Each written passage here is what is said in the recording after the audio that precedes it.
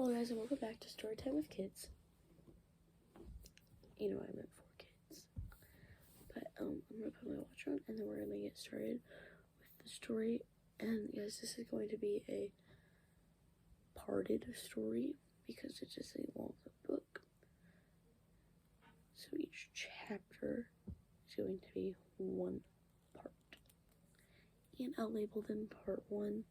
But I'm not going to label it part 1, I'm going to label it chapter 1. And it'll be in seasons. Season 1 and season 2. Because this book goes in part 1 and part 2. For instance, once you get to chapter 2, hold on, let me get there for a second, so I can see this. It starts back at chapter 1. There will be 3 seasons because there are 3 parts. It starts at chapter 1 every single time it gets to a part.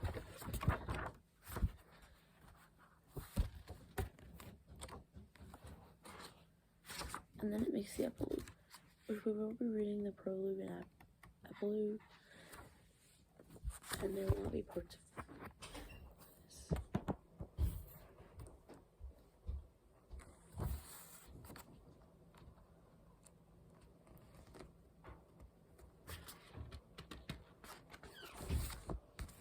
Prologue: those who cannot remember the past are condemned to repeat it.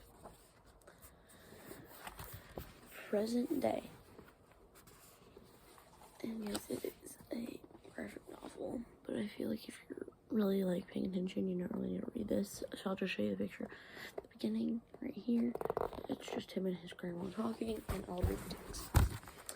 So, this one says, Julian, no more video games, do your homework, and that was not text.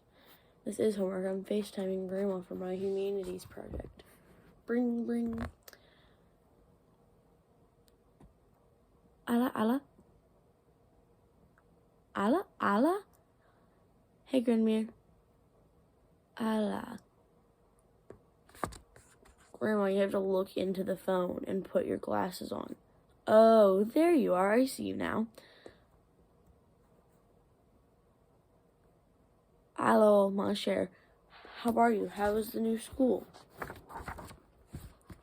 And guys, I'm sorry if I'm pronouncing these words wrong. They're speaking a different language, so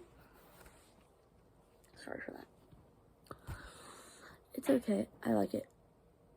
I mean, I miss Beaker Prep and all, but I still feel really bad about, well, you know, hey, freak, some of the stuff I did. Sometimes I wish I could go back in time, or have a do-over, you know? Oh yes, mon cher. We all have those kinds of regrets.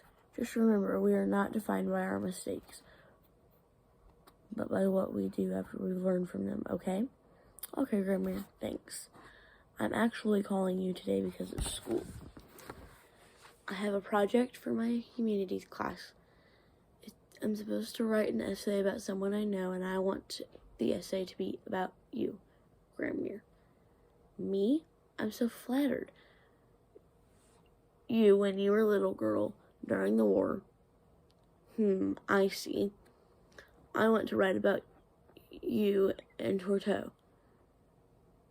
I know you told me this story before.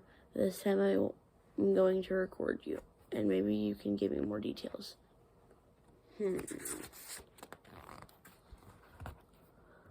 Oh, Julian, it's so hard for me to talk about these things. I'm sorry, I didn't mean to upset you. It's okay, we don't have to. No, I should talk about it, mon cher, even if it's hard. In fact, because it is hard. Because your generation needs to know these things. All right, I will tell you the story, Julian, the whole story. Even the parts that I've never told anyone before. Are you sure, Grandmere? Yes, mon cher, I am sure. Because, Julian, these were dark times, yes. But what has stayed with me the most is not the darkness, but the light. This is what I have held on to all these years. And that is the story I want to share with you now. And that was some messages. And then I'm going to read you the part 1 quote.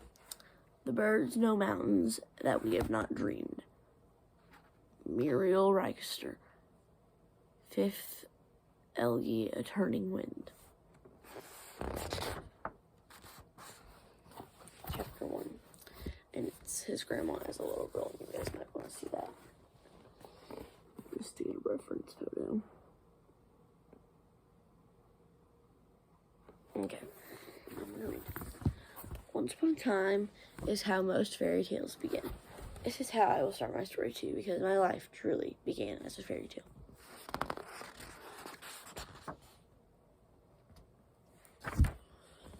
(1930s) France. Once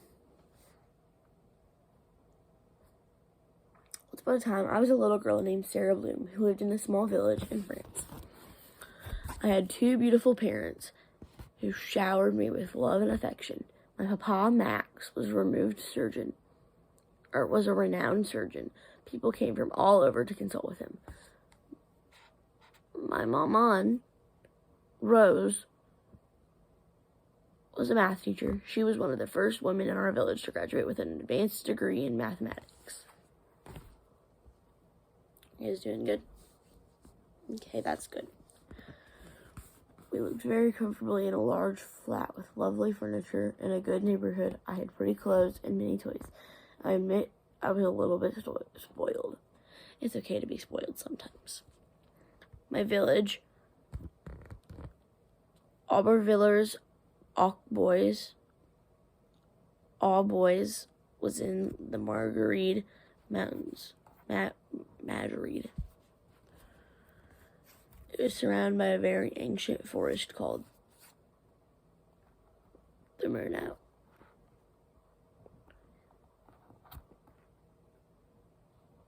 In the winter, the Murnau was a dark and scary place. There were many legends going back centuries about giant wolves that roamed the woods. They came and went with the fog. In the spring, however, when the leaves filled the trees again and the birds returned to the nest, the forest came alive. Then, in early May, the most wondrous thing would happen. Oh, this is beautiful. I need to show you guys this. Hold on. Let me read this. The bluebells would come into bloom. The entire forest floor would turn bright blue and violet. It not only looked magical, it was magical, since bluebells were not usually found as far south as we were. And yet, here they bloomed. Truly, it was like a fairy tale in every way.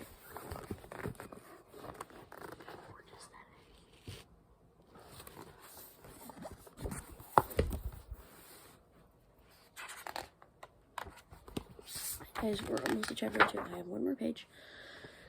So if you're thinking this video is taking really long, sorry.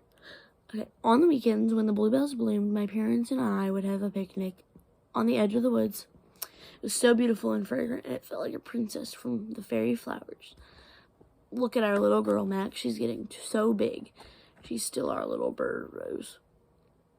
Oh, Papa, can you make me fly? Of course. How high will you fly? As high as the sky.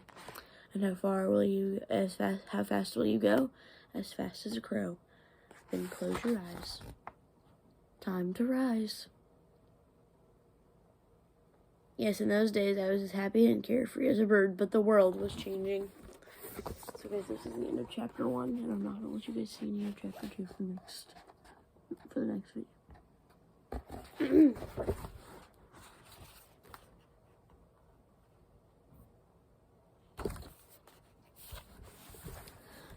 Okay guys, bye.